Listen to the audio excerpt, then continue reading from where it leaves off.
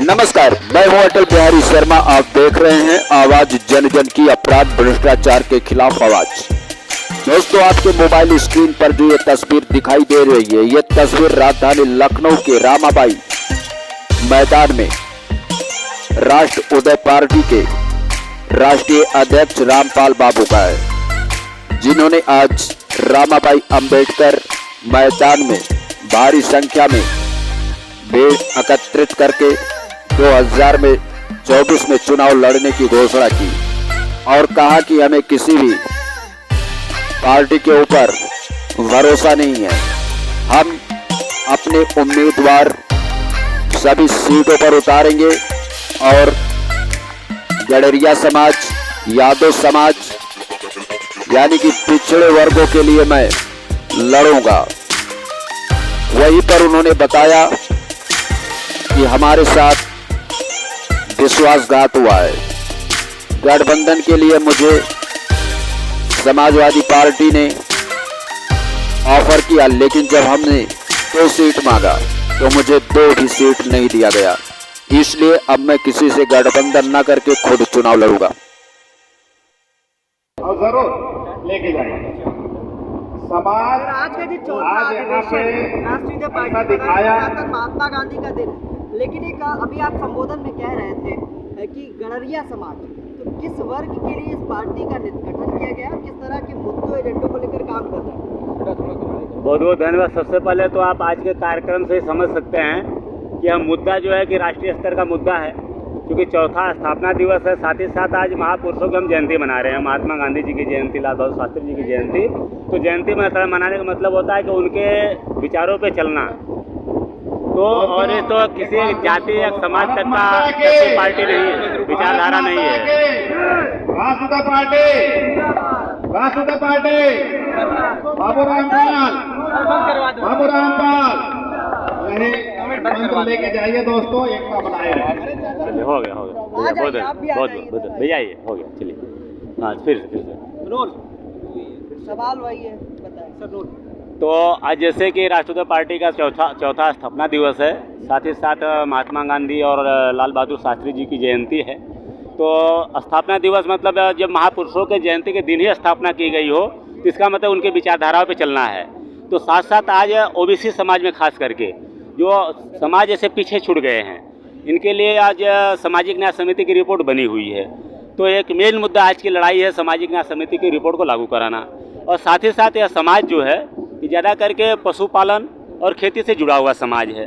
तो हम चाहते हैं कि आज जो गायों की दुर्दशा आज हो रही, जो नए नए गौशाला बने हैं, एक तो भारतीय जनता पार्टी एक गाय के नाम पर राजनीति करके सत्ता में आई है, और इनके जब से सत्ता में आए तब से गाय की दुर्दशा ज़्यादा हो गई है। तो हमारे भारतीय समाज में हम गाय को माता मानते हैं। तो इनके दुर्दशा देख करके हमारा यह मांग है कि सबसे पहले तो जिन गौशालाओं में इनकी देखरेख नहीं हो रही, खाना पानी नहीं मिल रहा, इनको मुक्त करा दिया जाए। और साथ ही साथ जो पशुपालक समाज हैं, किसान समाज हैं, इनको ये गाय दे दी जाए। और जो फंड आप देते हैं गौपालकों को गौशालाओं में, वो डायरेक्ट किसान को दें। जब किसान को आप देंगे, शायद 900 रुपये एक गाय के पीछे देते हैं, और 900 रुपये एक गाय के पीछे एक किसान को मिलता है, और वो 20 गाय भी अगर पाल लेता है तो उसको 18,000 रुपये महीने आएगा।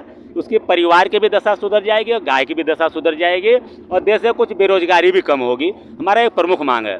तो साथ साथ और ख़ास करके जो केंद्र के लिए जस्टिस रोहिणी आयोग बना हुआ है, इनको 13 बार आगे टलकाया गया है, लागू ही नहीं किया जा रहा है।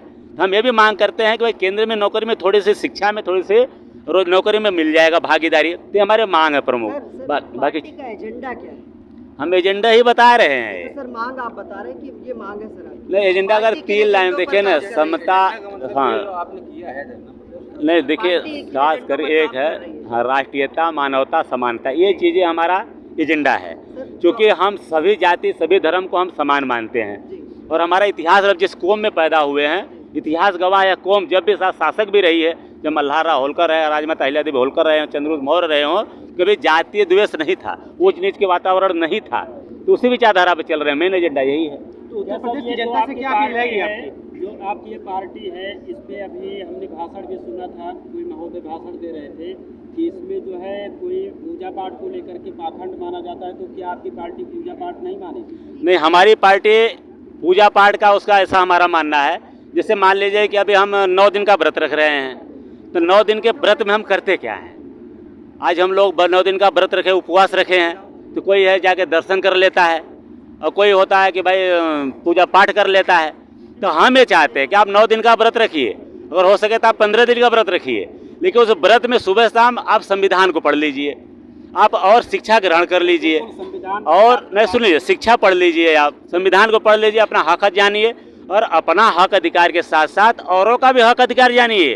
अपना आप हक हथियार मांगना जानते हैं तो जो दूसरों का भी हक अधिकार देना जानिए। बस इतना से शिक्षा ले लीजिए, 9 दिन व्रत रखिए गाना गाते गाते। बात करने के लिए बहुत